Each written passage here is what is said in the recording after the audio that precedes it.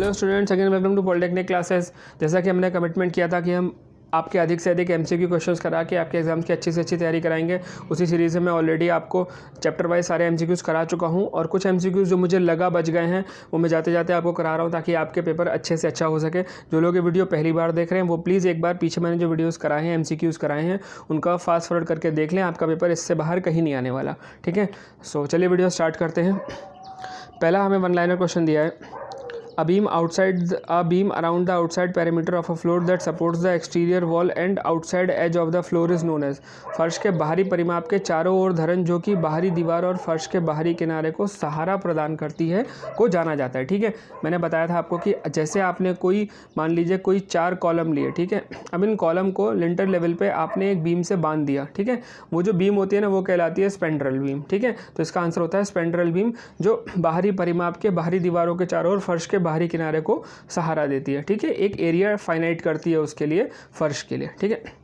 अगला हमें दिया है, पार्श्विक आबद्ध धरणों के लिए अनुज्ञेय अधिकतम बंकन प्रतिबल तनाव और संपीड़न में लिया जाता है।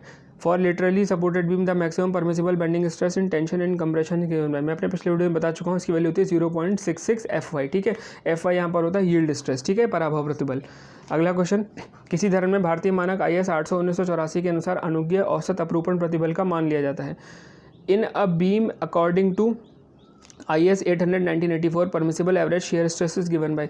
याद रखिएगा, permissible average shear stress 0.40 FY लिया था, यहाँ भी FY यील्ड स्ट्रेस है, ठीक है। अगला, इस्पाती धरणों में अनुज्ञेय अधिकतम प्रतिबल होता है the maximum permissible share in a steel beam is 0.455। अब ये 3 क्वेश्चन डालने का रीज़न ये था कि आप ध्यान रखें कि जब मैक्सिमम परमिसिबल बेंडिंग स्ट्रेस पूछेगा तो वैल्यू क्या होगी, जब आपसे एवरेज शेयर स्ट्रेस पूछेगा तब वैल्यू क्या होगी, और जब आपसे अधिकतम अनुज्ञेय प्रतिबल पूछेगा तब वैल्यू क्या होगी। ये इन तीनों में कन्फ्यूजन रहता है, तो आप इन तीनों को जैसे मैंने बताया वैसे कर लीजिएगा। वैल्यू जिसकी आपको जो देगा उस पर आप उस पर टिक लगा दीजिएगा, ठीक है। अगला दिया है, प्रबलित कंक्रीट धरण उदाहरण है सम्मिश्रण काट का या कंपोजिट सेक्शन का। देखिए, होमोजीनियस सेक्शन या कंपोजिट सेक्शन क्या होते हैं। होमोजीनियस सेक्शन जिसमें सारा मटेरियल सेम हो, ठीक है, समांग हो, और कंपोजिट सेक्शन है सम्मिश्रण में क्या होता है, इसके अंदर आपको स्टील भी मिलेगा, कंक्रीट भी मिलेगा, बालू भी मिलेगा, पत्थर भी मिलेंगे, तो वो कंपोजिट सेक्शन होता है, ठीक। तो प्रबलित कंक्रीट उदाहरण है एक कंपोजिट सेक्शन का, ठीक है। अगला देख लेते हैं। अगला क्वेश्चन हमें दिया है, दीवार पर इस्पातीय लिंटल की चौड़ाई रखती है। लिंटल की चौड़ाई कितनी रखते हैं, जितनी आपकी वॉल की थिकनेस होगी उतना ही आप लिंटल की थिकनेस भी रखोगे, ठीक है। उससे ज़्यादा नहीं रखोगे, कोशिश करोगे उसके इक्वल ही रख लो, ठीक है। किसी धरण का विक्षेप कम किया जा सकता है, किसी बीम का बेंडिंग कैसे कम किया जा सकता है, उसकी गहराई को बढ़ाकर, उसकी डेप्थ को बढ़ाकर, ठीक है। अगला क्वेश्चन हमें दिया है, आई धरण खंड में जब भूकंप या हवा के भार को गणना में लिया जाता है तो अधिकतम कर्तन प्रतिबल को बढ़ाया जा सकता है। याद रखिएगा, जब आप किसी आई सेक्शन बीम का यूज़ कर रहे हैं और आपने विंड और अर्थक्वेक लोड को कंसिडरेशन में लिया है, तो जो आप परमिसिबल स्ट्रेसेस जो आप उसके लिए डिज़ाइन करेंगे वो आप 33.1/3% बढ़ा के बनाएंगे। मतलब उसका जो डिज़ाइन लोड होगा वो आप इतने % को इंक्रीज़ कर देंगे, ठीक है, 33.1/3।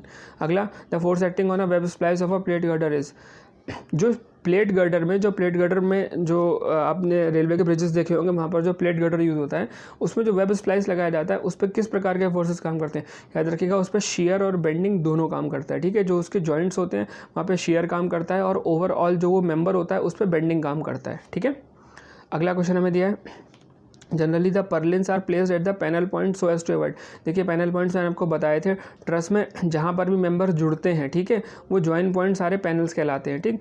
और जो पर्लिन होते हैं उनको पैनल से पास किया जाता है क्योंकि अवॉइड करने के लिए, ताकि बेंडिंग मूवमेंट जनरेट ना हो, ठीक है। क्योंकि वहाँ पर गसेट प्लेट लगी होती है, अगर आप कहीं बीच में लगा देंगे वो मेंबर सैग करेगा और बेंडिंग मूवमेंट जनरेट होगा। बट आप जॉइंट पर ही लगा देंगे तो वो लोड एक्सियली ट्रांसफर हो जाएगा एक मेंबर से दूसरे मेंबर पर, इसीलिए उसको बेंडिंग मूवमेंट अवॉइड करने के लिए पैनल पॉइंट्स पे पर्लिन को लगाया जाता है।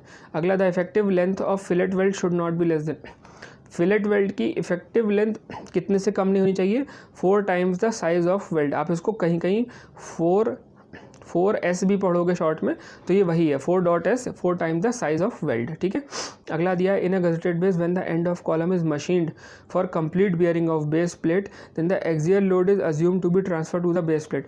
जब मैंने गजेटेड बेस पढ़ाया था तो मैंने बताया था मशीन और अनमशीन्ड क्या होता है। जब आप कोई आई सेक्शन लेते हो तो आई सेक्शन का जो सरफेस है, जो नीचे वाला बेस है, ठीक है, वो अगर मशीन्ड है तो मशीन से उसको बिल्कुल स्मूथ किया गया होगा, ठीक है। जब वो बेस प्लेट पे रखा जाएगा तो बिल्कुल कॉन्टैक्ट एरिया उसका जितना थिक उसकी पूरी थिकनेस है वो पूरी थिकनेस कॉन्टैक्ट में आएगी। और अगर मशीन्ड नहीं होगा, अनइवन सरफेस होगा, तो वो कांटेक्ट में आने पर पूरा सरफेस कांटेक्ट में नहीं आएगा, कुछ पॉइंट्स कांटेक्ट पे आएंगे। ठीक है, तो अगर आपको मशीन्ड सरफेस दिया है जहाँ पर आपका सरफेस मशीन किया गया है यानी कि स्मूथ किया गया है, तो वहाँ पर आप ये लिखोगे 50% ऑफ डायरेक्ट बेयरिंग और 50% थ्रू फास्टनिंग। ठीक है, मतलब जो गज़ेटेड बेस जो आपने गज़ेटेड बेस को जो आपने जोड़ा है कॉलम को, उसके केस में क्या होगा, जो आपका 50% लोड है वो डायरेक्ट इसकी जो बियरिंग है, मतलब जो आपका गज़ेट है और जो आपका कॉलम है उसकी बियरिंग से ट्रांसफ़र होगा, और 50% जो है जो आपने फास्टनर्स इस पे लगाए हैं इनके थ्रू ट्रांसफ़र होगा फाउंडेशन बेस पे। ठीक है, अगला क्वेश्चन देखते हैं। अगला क्वेश्चन में दिया the maximum permissible span of asbestos cement sheet. ठीक है, जो एस्बेस्टस की सीमेंट शीट होती है उसका अधिकतम जो पार्ट है वो कितना परमिसिबल है, वो है 1680 mm। ठीक है, अगला share buckling of web in a plate girder is prevented by using. जो प्लेट गर्डर में जो शेयर बकलिंग होती है, जो उसका जो वेब है, वेब की जो बकलिंग होती है, वेब जो अपनी जगह से झुक जाता है, वो क्यों रोकी जाती है, प्रिवेंट करने के लिए लगाया जाता है वर्टिकल इंटरमीडिएट स्टिफनर। मैंने आपको बताया था बियरिंग स्टिफनर बिल्कुल लास्ट में लगते हैं और इंटरमीडिएट स्टिफनर बीच में लगते हैं किसी प्लेट गर्डर के। ठीक है, प्लेट गर्डर चैप्टर में डिटेल में बिल्कुल आपको ये समझाया है, अगर आपको कन्फ्यूजन हो तो आप एक बार जाकर उस वीडियो को देख लो। अगला stiffeners are used in plate girder. Stiffeners क्यों यूज़ किए जाते हैं, to avoid buckling of web plate. बिल्कुल जब आप बड़ा आई सेक्शन यूज़ कर रहे हो या प्लेट गर्डर यूज़ कर रहे हो, अगर आप स्टिफनर नहीं लगाओगे तो वेब जो है वेब बकल कर जाएगी, वेब पे जब लोड आएगा ऊपर से तो वेब यहीं से बकल कर जाएगी। ठीक है, तो उसको रोकने के लिए वर्टिकल स्टिफनर लगाए जाते हैं। अगला as compared to field rivet the shop rivet are. Shop rivet हमेशा स्ट्रॉन्गर होते हैं फील्ड रिवेट से। क्यों, क्योंकि शॉप रिवेट आप कंट्रोल कंडीशन में लगाते हो, मशीन्स का यूज़ करके लगाते हो, तो जो रिजल्ट आपको मिलता है वो इफिशियंसी ज़्यादा मिलती है, इसलिए वो स्ट्रॉन्गर होते हैं। ठीक है, अगला when the bolts are subjected to reversal of stress the most suitable type of bolt. देखिए हिंदी वाली छात्र समझे, रिवर्सल क्या होता है, जब लोडिंग लग रही है हट रही है, लग रही है हट रही है। ठीक है, रिवर्सिंग लोड, या फिर पॉजिटिव लोड लग रहा है निगेटिव लोड लग रहा है, मतलब जो लोड लग रहा है फिर हट जा रहा है, तो इस कारण जो स्ट्रेसेस जनरेट हो रहे हैं वो बार बार रिवर्सल हो रहे हैं। ठीक है, तो इस केस में क्या है, जो सबसे सूटेबल होता है वो होता है हाई स्ट्रेंथ बोल्ट। ठीक, हाई स्ट्रेंथ बोल्ट इस तरीके के रिवर्सल लोड आने के कारण ढीला नहीं होता है, लूज नहीं होता है धीरे धीरे। ठीक है, अगला in a built up section carrying a tensile force, the flange of two channel are turned outward to have a great lateral rigidity। ठीक है, जब हम बिल्ट अप सेक्शन बनाते हैं और टेंसाइल फोर्स के अंडर में आता है तो जो फ्लैंज होता है चैनल का, ठीक है, चैनल का जो ये फ्लैंज है इसको बाहर की तरफ रखा जाता है। क्यों, ताकि उसकी जो लेटरल रिजिडिटी है वो बढ़ जाए। ठीक है, जो पार्श्व स्थिरता है उसको बढ़ाने के लिए हम लोग उसको आउटवर्ड फेस करके रखते हैं। ठीक, अगला द फिलेट वेल्ड में भी termed as mitre weld, concave weld, convex weld. कुछ होता नहीं है, जब आप फिलेट वेल्ड बनाते हो तो जो बिल्कुल सीधा होता है वो मीटर होता है, जो बाहर को निकला होता है वो कॉन्वेक्स होता है, जो अंदर को दबा होता है वो कॉनकेव होता है। उत्तल, अवतल और मीटर वेल्ड। ठीक है, ये 3 टाइप के वेल्ड हम प्रयोग करते हैं, जनरली बनाते हैं उनके क्रॉस सेक्शन को। ठीक है, gantry girders are design to, gantry girder क्यों रेज किया था, ध्यान रखिए, गैंट्री गर्डर बनाया जाता है लेटरल, लॉन्गिट्यूडनल और वर्टिकल हर टाइप के लोड। लेटरल लोड मतलब आपका गर्डर है तो इस पर लेटरल साइड से कोई मूवमेंट आ रहा है जिससे ये लेफ्ट राइट मूवमेंट करने की उसकी टेंडेंसी बन रही है। ठीक है, वो होता है लेटरल मूवमेंट। लॉन्गिट्यूडनल मूवमेंट क्या होता है, जो इसका वर्टिकल, जो इसकी लेंथ है उस लॉन्गिट्यूडनल लेंथ के परपेंडिकुलर जो लोड काम करेगा वो लॉन्गिट्यूडनल होगा, और वर्टिकल लोड इसकी जो एक्सियल डायरेक्शन में उस पर कुछ काम करे तो वो एक्सियल लोड होगा। तो गैंट्री गर्डर क्यों डिजाइन किया था, इन तीनों को रेजिस्ट करने के लिए गैंट्री गर्डर बनाया जाता है, इसीलिए इसका आंसर होगा लेटरल, लॉन्गिट्यूडनल और वर्टिकल लोड, तीनों टाइप के लिए। ठीक है, अगला pitch of tacking rivet when double angle connected back to back and acting as a tension member should not be more than. मैं पहले बता चुका हूँ 1000 में टैगिंग रिवेट क्या होती है, क्यों यूज होती है, पिछले वीडियोस में बता चुका हूँ मैं, तो आप एक बार देख लेना। और टेंशन मेंबर में हम उसके बीच का जो इंटरवल रखते हैं या जो पिच रखते हैं वो 1000 mm की रखते हैं। ठीक है, अगला by providing sufficient edge distance which of the following failure rivets can be avoided.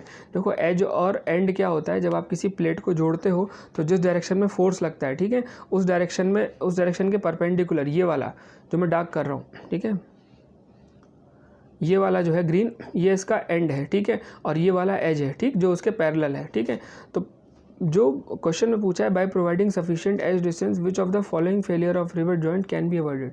ठीक है, तो एज डिस्टेंस मतलब एज से थोड़ा सा दूर रिवेट लाइन बनाने से हम कौन से जॉइंट को के फेलियर को अवॉइड कर सकते हैं, शेयर फेलियर ऑफ प्लेट। ठीक है, अगर आप बहुत पास लगा दोगे तो हो सकता है ये एज से ही प्लेट फेल हो जाए। ठीक है, यहाँ से क्रैक जनरेट हो जाए, तो शेयर फेलियर ऑफ प्लेट को आप अवॉइड कर सकते हैं प्रॉपर रिवेट लाइन को थोड़ा सा अंदर लगा के। ठीक है, सफिशिएंट एज डिस्टेंस देके। आई थिंक आप समझ गए होंगे। अगला according to IS 800/1964 the coefficient of expansion of steel per degree centigrade per unit length is taken, मैं पिछले वीडियो में बता चुका हूँ इसको। इसका क्या होता है, पर यूनिट लेंथ के लिए 12⁻⁻6 पर डिग्री सेल्सियस होता है। वैसे इसको अगर पूरे में आप लिखोगे तो 0.000012 पर डिग्री सेल्सियस, ठीक है। तो इसका आंसर है। अगर आपका coefficient of expansion of steel पूछेगा तो आप इस पर सही लगाएंगे, ठीक है। अगला, the connection of one beam to another beam by means of an angle at the bottom and an angle at the top is known as. देखिए, मैं सीटेड और फ्रेम दोनों कनेक्शन बताया था। सीटेड कनेक्शन कौन से होता है, जिसमें आपका जो बीम है वो बीम आपकी एक एंगल कनेक्शन ऊपर से और एक एंगल कनेक्शन नीचे से, ठीक है। लोडिंग सारी है नीचे वाली ले रही है, ऊपर वाली सिर्फ लेटरल स्टेबिलिटी के लिए लगाई जाती है, लोड सारा नीचे ही आ रहा है, ठीक है। तो वो बीम जो दूसरी बीम से जुड़ी है by means of angle at bottom and top, जिस बीम के टॉप और बॉटम दोनों पे एंगल सेक्शन लगा, उसको आप क्या कहोगे, उसको आप कहोगे सीटेड कनेक्शन। यहाँ पे स्टिफेंड और अनस्टिफेंड के चक्कर में मत पड़ना, क्योंकि देखो स्टिफेंड अनस्टिफेंड की कंडीशन होती है। अगर आपके वो सीटेड अनस्टिफेंड है, नॉर्मल केसेस में अनस्टिफेंड ही रहता है, अगर स्टिफेंड है तो नीचे उसके एक और दूसरा सेक्शन लगा होगा, ठीक है, सपोर्ट के लिए। अगर नहीं है तो ऐसी कोई बात दी नहीं, इसलिए सिंपली सीटेड कनेक्शन। अगर आपको ऑप्शंस के अंदर अनस्टिफेंड आए तब भी आप सीटेड ही लगाना, जब तक प्रॉपर कंडीशन क्लियर ना दी हो कि वो कौन सा कनेक्शन है, ठीक है। अगला, bolts are most suitable to carry, bolts most suitably carry क्या करते हैं, एक्सियल टेंशन, ठीक है। बोल्ट्स के जो बोल्ट्स, अगर आपका ये बोल्ट है, ठीक है, और इस बोल्ट पर अगर एक्सियल लोड आ रहा है, ठीक है, तो बोल्ट सबसे ज़्यादा एक्सियली लोड बेयर करने के लिए ही बेस्ट होते हैं, क्योंकि अगर इन पर शेयर आता है तो थ्रेड होने के कारण इनका जो सेक्शनल एरिया जहाँ पर पतला होता है वहाँ से इनके कटने के चांसेस ज़्यादा रहते हैं। इसीलिए एक्सियल टेंशन के लिए बोल्ट्स को प्रयोग करना सबसे उत्तम रहता है, ठीक। अगला, slenderness ratio of a compression member is, slenderness ratio जो उसका तनुता अनुपात एक संपीड़न उपांक का क्या होता है, radius of gyration upon effective length, ठीक है। इसका फॉर्मूला याद कर लीजिएगा, radius of gyration upon effective length, ठीक। एल इफेक्टिव नीचे आएगा और रेडियस ऑफ जायरेशन ऊपर रहेगा, ठीक है। अगला, long column is one, long column कौन सा होता है, which has the ratio of effective length and least literal dimension more than 15, ठीक है। जिसका इफेक्टिव लेंथ यानी LE और जो उसका लीस्ट लिटरल डायमेंशन है, ठीक है, तो वो उसका रेशियो जो होगा वो 15 से ज़्यादा रहेगा, ऐसे कॉलम को हम लॉन्ग कॉलम कहेंगे, ठीक। अगला, the gross diameter of a rivet is the diameter of rivet after driving. देखिए, रिवेट का जो ग्रॉस डायमीटर होता है ना, वो एक्चुअल में होल का डायमीटर क्या होता है, होल सिंपली होल क्या होता है, जो रिवेट होता है उससे 1.5 mm या 2 mm तक पतला होता है, वो डिपेंड करता है 25 mm से बड़ा है कि छोटा है। तो जब वो रिवेट होल में डाल दिया जाता है और उसको ठोक दिया जाता है तो वो पूरे होल को कवर कर लेता है, ठीक है। तो वो जो कवर कर लेता है ना, उसके बाद ही उसको ग्रॉस डायमीटर माना जाता है रिवेट का, ठीक। अगला, according to the IS specification the effective length of a column effectively held in position at both end restrained in direction at one end is taken. देखो, ये कॉलम की जो एंड कंडीशंस है ना, इसको एक नज़र मार लेना। वैसे मैं बता चुका हूँ पीछे वालों में भी, आप देख लेना।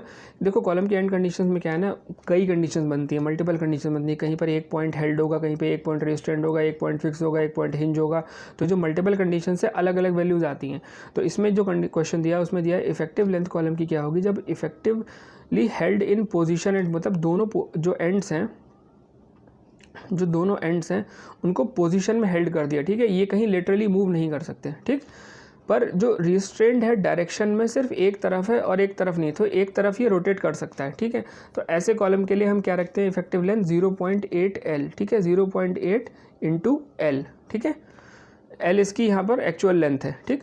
अगला क्वेश्चन हमें दिया है, when a load is transferred through one surface to another surface in contact stress is known as, जब एक सरफेस से दूसरे सरफेस पे लोडिंग ट्रांसफ़र होती है सरफेस टू सरफेस, तो उसको क्या कहते हैं, उसको कहते हैं बियरिंग स्ट्रेस या धारण प्रतिबल, ठीक है, या धारण बल, ठीक है। तो धारण के द्वारा एक प्लेट दूसरे प्लेट के सरफेस में जब आती है तो जो फ्रिक्शन जनरेट होता है उसके कारण वो ट्रांसफ़र होता है एक से दूसरे पे, ठीक है। तो आई होप ये वीडियो आपको अच्छा लगा होगा, और इसके अलावा जितने भी क्वेश्चंस मुझे इंपॉर्टेंट लगे मैं पिछले वीडियो में बता चुका हूँ। तो मैं फिर से एडवाइस करूँगा, जिन लोगों ने वीडियो पहली बार देखी है वो एक बार उस वीडियोस को जाके देख लें, चाहे भले ही फास्ट फॉरवर्ड में देख लो, एक नज़र आपको उससे ये रह जाएगा कि दिमाग में क्वेश्चन बैठ जाएंगे। आपको आते ही सिर्फ आपको क्लिक करना है, देन आप इजीली कर पाओगे, ठीक है। तो वीडियो अगर आपकी अच्छी लगी हो तो प्लीज़ अपने फ्रेंड्स के साथ शेयर करिएगा, और ताकि अधिक से अधिक बच्चों को फ़ायदा मिल सके। और क्योंकि आपका लास्ट एग्ज़ाम है, सो इसलिए बेस्ट ऑफ लक, और I hope best for your future. Thank you.